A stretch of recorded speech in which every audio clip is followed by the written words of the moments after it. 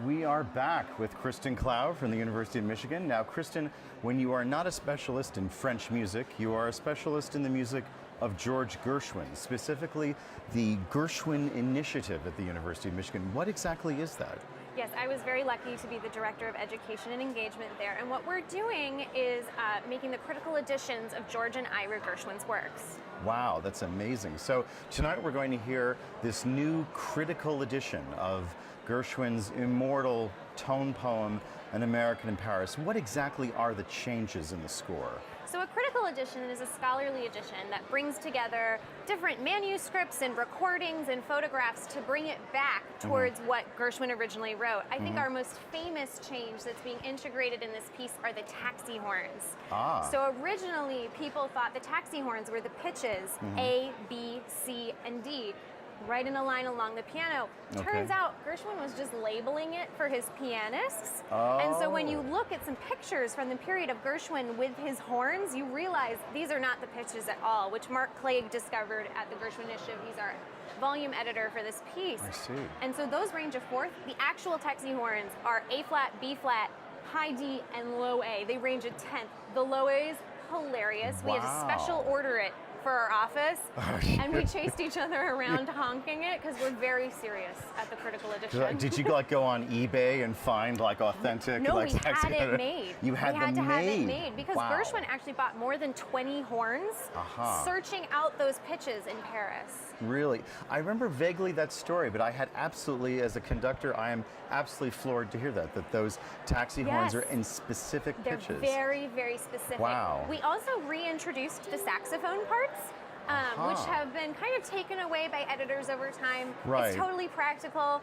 My significant other is a saxophonist in a symphony, and he only gets called in when you need a saxophonist. So we've introduced the 3 saxophone parts who play 8 different saxophones. You're kidding? Yes. Okay, so we have 3, as they'd say in London, saxophonists playing how many different parts? 8 different instruments. 8 horns on the stage. So alto, tenor, baritone, all interchangeable.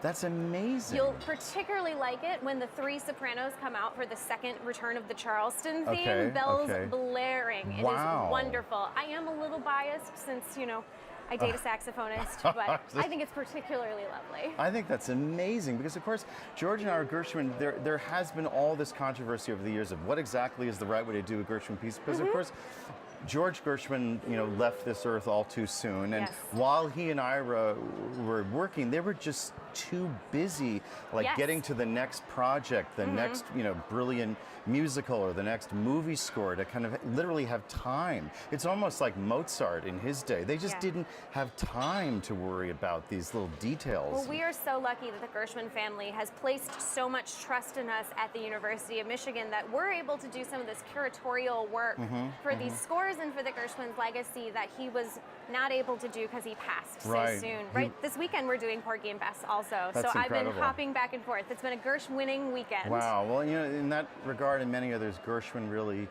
he really was our Mozart, you know. He died so tragically young and just didn't have time to go over all these works that we now, thanks to people like you, can hear in their original form.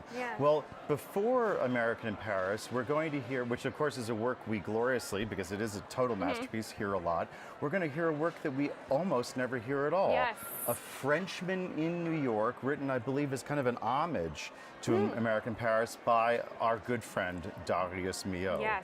But written much later. He wrote it from September to October in 1962 in California. Yes. Now this is Milhaud's the kind of second half of his life when he manages to get out of France, the Nazi invasion. During World He War II, comes to America and he finds refuge in a college in California. Yes, and he really enjoyed the expat community over in California. I mean, when you leave Paris, you kind of love, hate wherever you go after, but he felt some similarities there. And so he stayed there for really the rest of his life. He went back and forth from France and Mills College, but it definitely takes a special place for him. And then the work was premiered in '63 by my hometown symphony, the Boston Pops. Well, I can't wait to hear it again juxtaposed with An American in Paris. Excellent. Kristen, thank you. It's been great Thank you. hearing your views and all this great information.